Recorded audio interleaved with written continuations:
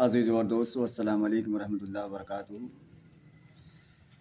आज मैं दीन की कुछ बातें लेकर आप हज़रात की खिदमत में फिर हाज़िर हुआ हूँ।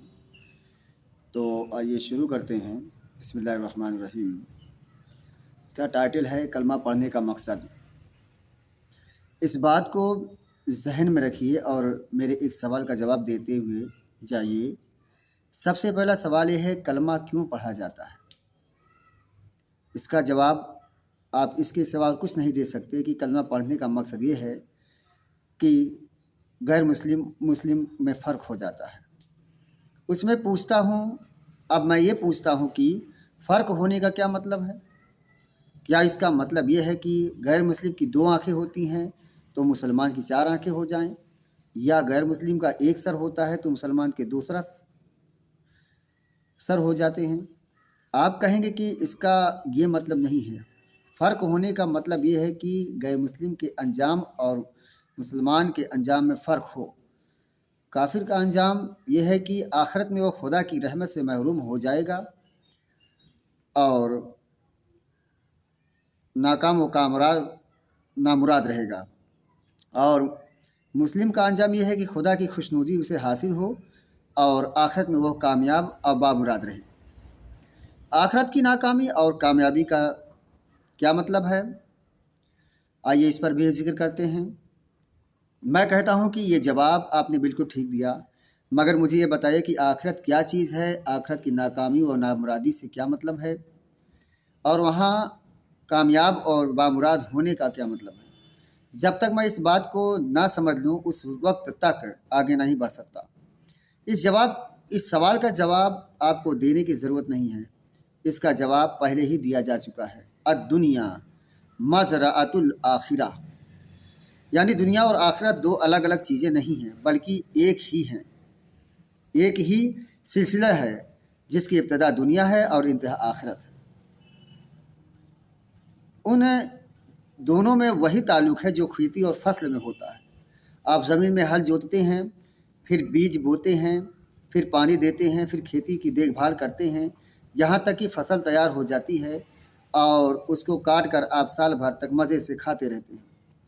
आप ज़मीन में जिस चीज़ की काश्त करेंगे उसी की फसल तैयार होगी। गेहूँ बोएंगे तो गेहूँ पैदा होगा, कांटे बोएंगे तो कांटे ही पैदा होंगे, कुछ ना बोएंगे तो कुछ ना कुछ पैदा होगा।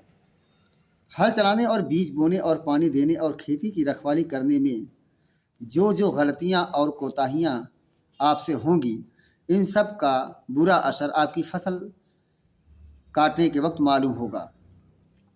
और अगर आपने ये सब काम अच्छी तरह किए तो उनका फ़ायदा भी आप फसल ही काटने के वक्त देखेंगे।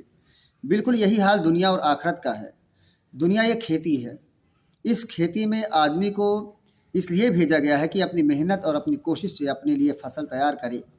पैदाइश से लेकर मौत तक के लिए आदमी को इस काम की मोहलत दी गई है कि इस मोहलत में जैसी फसल आदमी ने तैयार की है वैसी ही फसल वो मौत के बाद दूसरी ज़िंदगी में काटेगा, और फिर जो फसल वो काटेगा उसी पर आखिरत की ज़िंदगी में उसका गुज़र बसर होगा।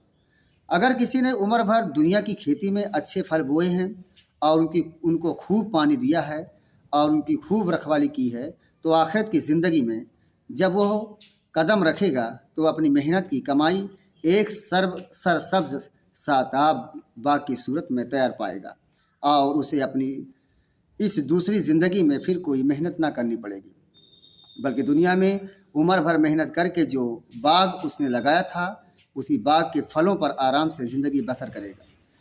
इसी चीज़ का नाम जन्नत है, और आखिरत में बामुराद होने का यही मतलब है।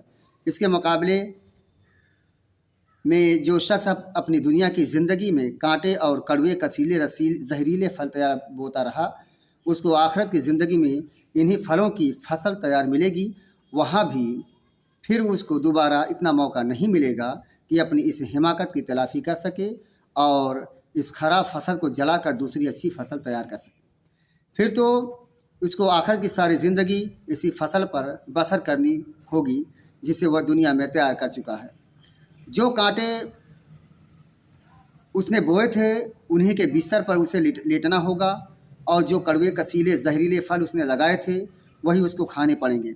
یہی مطلب ہے آخرت میں ناکام و نامراد ہونے کا۔ آخرت کی یہ شرح جو میں نے بیان کی ہے، حدیث و قرآن سے بھی یہی شرح ثابت ہے۔ اس سے معلوم ہوا کہ آخرت کی زندگی میں انسان کا نامراد یا بامراد ہونا اور اس کے انجام کا اچھا برا یا برا ہونا دراصل نتیجہ ہے دنیا کی زندگی میں اس کے علم و عمل کے صحیح یا غلط ہونے میں۔ تو میرے خیال سے بات پوری طرح سمجھ میں آ ہی گئی ہوگی۔ تو کل کے لیے میں آپ حضرات کے سامنے پیش کروں گا کلمہ کا مقصد، علم و عمل کی درستگی۔ تو آخر الدعوانا الحمدللہ رب العالمین۔